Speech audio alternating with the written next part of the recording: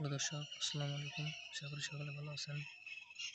তো দর্শক, দেখতে পাচ্ছেন আমরা আমাদের বাড়ির পাশ দিয়ে কীভাবে মরিচ গাছের চারাগুলো রোপণ করেছি। তো দর্শক, এই মরিচ গাছগুলো চাষ করে কিন্তু প্রচুর পরিমাণে লাভবান হয়েছি। তো দর্শক, আপনারা চাইলে কিন্তু এভাবে আপনাদের বাড়ির পাশ দিয়ে কিন্তু এই মরিচ গাছের চারাগুলো রোপণ করতে পারেন।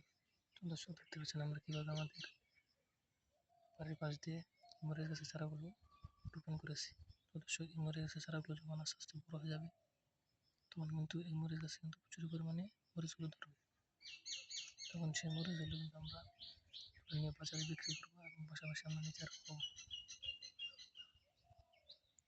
তো দর্শক, আপনারা চাইলে কিন্তু এইভাবে আপনাদের বাড়ির পাশ দিয়ে এই মরিচ গাছগুলো চাষ করে কিন্তু প্রচুর টাকা লাভবান করতে পারবেন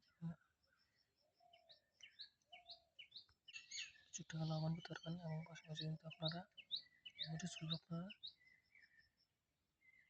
রান্না করে খেতে পারবেন। তো দর্শক, দেখতে পাচ্ছেন আমরা কীভাবে আমাদের বাড়ির পাশ দিয়ে মরিচ গাছের চারাগুলো রোপণ করেছি।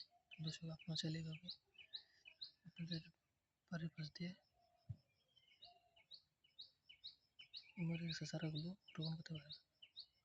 তো দর্শক, আমাদের ভিডিওটি যদি আপনার একটু ভালো লেগে থাকে তাহলে অবশ্যই চ্যানেলটি সাবস্ক্রাইব করে দেবেন এবং ভিডিওতে একটি লাইক করে দেবেন। ধন্যবাদ, সকলকে ভালো থাকবেন। আসসালামু আলাইকুম।